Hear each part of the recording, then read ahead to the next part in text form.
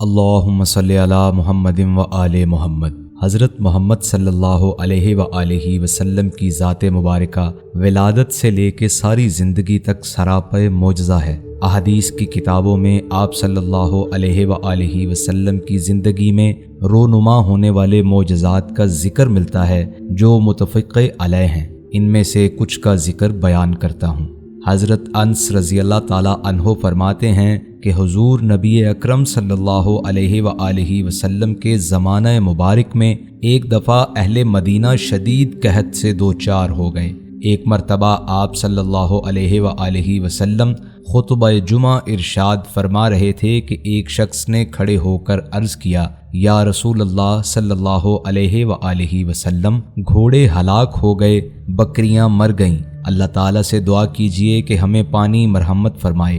آپ صلی اللہ علیہ وآلہ وسلم نے دعا کے لیے ہاتھ اٹھا دیے۔ حضرت انس رضی اللہ تعالی عنہ فرماتے ہیں کہ اس وقت آسمان شیشے کی طرح صاف تھا، لیکن ہوا چلنے لگی، بادل گھر کر جمع ہو گئے اور آسمان نے ایسا اپنا منہ کھولا کہ ہم برستی ہوئی بارش میں اپنے گھروں کو گئے، اور متواتر اگلے جمعہ تک بارش ہوتی رہی۔ پھر آئندہ جمعہ وہی شخص یا کوئی دوسرا آدمی کھڑا ہو کر عرض گزار ہوا، یا رسول اللہ صلی اللہ علیہ وآلہ وسلم، گھر تباہ ہو رہے ہیں، لہٰذا اللہ تعالیٰ سے دعا فرمائیں کہ اب اس بارش کو روک لے۔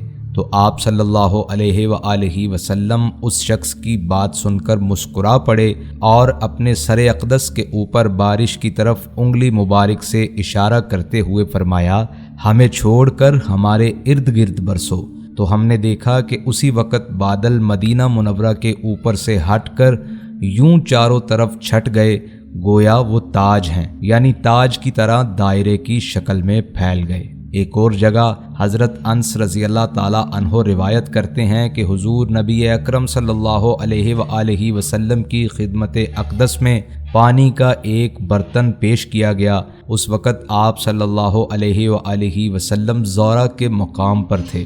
آپ صلی اللہ علیہ وآلہ وسلم نے برتن کے اندر اپنا دست مبارک رکھ دیا تو آپ صلی اللہ علیہ وآلہ وسلم کی مبارک انگلیوں کے درمیان سے پانی کے چشمے پھوٹ نکلے اور تمام لوگوں نے وضو کر لیا۔ حضرت قتادہ کہتے ہیں کہ میں نے حضرت انس رضی اللہ تعالی عنہ سے دریافت کیا، آپ کتنے لوگ تھے؟ انہوں نے جواب دیا، 300 یا 300 کے لگ بھگ۔ اسی طرح ایک اور جگہ حضرت سعد بن ابی وقاص رضی اللہ تعالی عنہ روایت کرتے ہیں کہ جنگ احد کے دن میں نے حضور نبی اکرم صلی اللہ علیہ وآلہ وسلم کے پاس دو ایسے حضرات کو دیکھا جو آپ صلی اللہ علیہ وآلہ وسلم کی جانب سے لڑ رہے تھے۔ انہوں نے سفید کپڑے پہنے ہوئے تھے، وہ بڑی بہادری سے برسرے پیکار تھے۔ میں نے انہیں اس سے پہلے دیکھا تھا نہ بعد میں، یعنی وہ جبرائیل اور میکائیل علیہم السلام تھے۔ حضرت برا بن عازب رضی اللہ تعالی عنہ فرماتے ہیں کہ واقعہ حدیبیہ کے روز ہماری تعداد 1400 تھی۔ ہم حدیبیہ کے کنویں سے پانی نکالتے رہے یہاں تک کہ ہم نے اس میں پانی کا ایک قطرہ بھی نہ چھوڑا۔ صحابہ کرام پانی ختم ہو جانے سے پریشان ہو کر بارگاہ رسالت صلی اللہ علیہ وآلہ وسلم میں حاضر ہوئے، سو حضور نبی اکرم صلی اللہ علیہ وآلہ وسلم کنویں کے منڈیر پر آ بیٹھے اور پانی طلب فرمایا، اس سے کلی فرمائی اور وہ پانی کنویں میں ڈال دیا۔ تھوڑی ہی دیر بعد پانی اس قدر اوپر آ گیا کہ ہم اس سے پانی پینے لگے، یہاں تک کہ خوب سیراب ہوئے اور ہماری سواریوں کے جانور بھی سیراب ہو گئے۔ اسی طرح غزوہ تبوک کے سفر میں لوگوں کو سخت بھوک لگی تھی، جبکہ وہ کئی روز سے فاقے سے تھے۔ صحابہ کرام نے عرض کیا، یا رسول اللہ صلی اللہ علیہ وآلہ وسلم، اگر آپ اجازت دیں تو ہم پانی لانے والے اونٹوں کو ذبح کر کے کھا لیں اور چربی کا تیل بنا لیں۔ حضور نبی اکرم صلی اللہ علیہ وآلہ وسلم نے اجازت دے دی۔ اتنے میں حضرت عمر رضی اللہ تعالی عنہ آ گئے اور عرض کیا، یا رسول اللہ صلی اللہ علیہ وآلہ وسلم، اگر ایسا کیا گیا تو سواریاں کم ہو جائیں گی، البتہ آپ لوگوں کا بچا ہوا کھانا منگوا لیجئے اور اس پر برکت کی دعا فرمائیں۔ یقیناً اللہ تعالیٰ اس میں برکت عطا فرمائے گا۔ حضور نبی اکرم صلی اللہ علیہ وآلہ وسلم نے فرمایا ٹھیک ہے، اور ایک چمڑے کا دسترخوان بچھا دیا گیا۔ پھر لوگوں کا بچا ہوا کھانا منگوایا۔ کوئی شخص اپنی ہتھیلی میں جوار اور کوئی کھجوریں اور کوئی روٹی کے ٹکڑے لیے چلا آ رہا تھا۔ یہ سب چیزیں مل کر بہت تھوڑی مقدار میں جمع ہوئیں تو حضور نبی اکرم صلی اللہ علیہ وآلہ وسلم نے ان پر برکت کی دعا فرمائی۔ پھر آپ صلی اللہ علیہ وآلہ وسلم نے فرمایا سب اپنے اپنے برتنوں میں کھانا بھر لیں۔ چنانچہ تمام لوگوں نے اپنے اپنے برتن بھر لیے، یہاں تک کہ لشکر کے تمام برتن بھر گئے اور کوئی برتن خالی نہ رہا، اور سب نے مل کر مکمل سیر ہو کر کھانا کھا بھی لیا، اور کھانا پھر بھی بچ گیا۔ حضور نبی اکرم صلی اللہ علیہ وآلہ وسلم نے یہ دیکھ کر فرمایا میں گواہی دیتا ہوں کہ اللہ تعالیٰ کے سوا کوئی عبادت کا مستحق نہیں، اور یہ کہ میں اللہ تعالیٰ کا رسول ہوں، اور جو شخص بھی اس کلمہ پر یقین کے ساتھ اللہ تعالیٰ سے ملاقات کرے گا وہ شخص جنتی ہوگا۔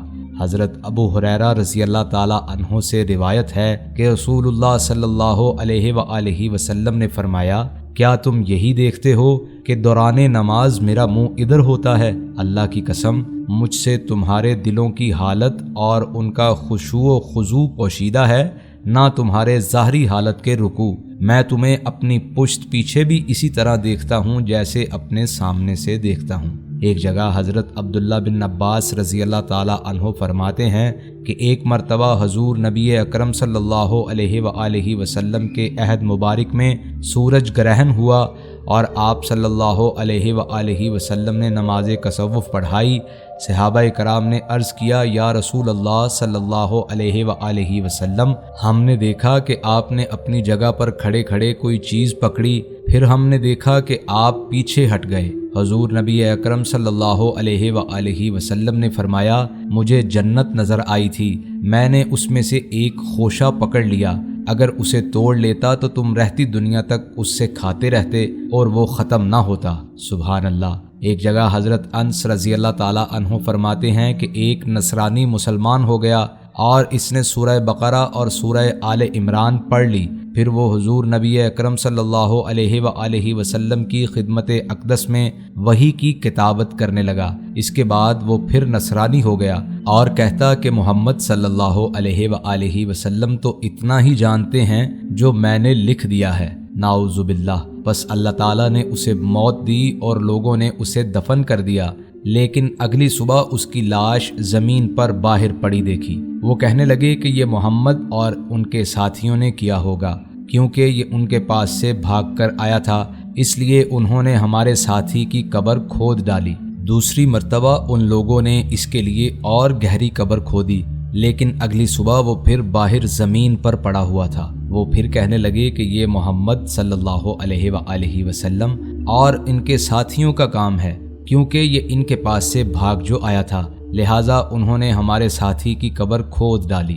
تیسری دفعہ ان لوگوں نے اس کے لیے بساط بر خوب گہری قبر کھودی، لیکن اگلی صبح اسے پھر زمین کے اوپر پڑا ہوا پایا۔ اب وہ سمجھ گئے کہ یہ کسی انسان کا نہیں بلکہ خدائی معاملہ ہے، سو انہوں نے اس کی لاش کو یوں ہی چھوڑ دیا۔ دیکھیے جس نے حضور نبی اکرم صلی اللہ علیہ وآلہ وسلم کے بارے نازیبہ کلمات کہے، اللہ تعالیٰ نے دنیا میں ہی اس کو سب کے سامنے نشان عبرت بنا دیا۔ حضور نبی اکرم صلی اللہ علیہ وآلہ وسلم کی ذات مبارکہ سراپا معجزہ ہے۔ اللہ سے دعا کرتے ہیں کہ اللہ تعالیٰ نور محمدی صلی اللہ علیہ وآلہ وسلم کی جھلک ہمارے دلوں میں روشن فرمائے اور ہمارا خاتمہ ایمان پہ فرمائے۔ آمین ثم آمین۔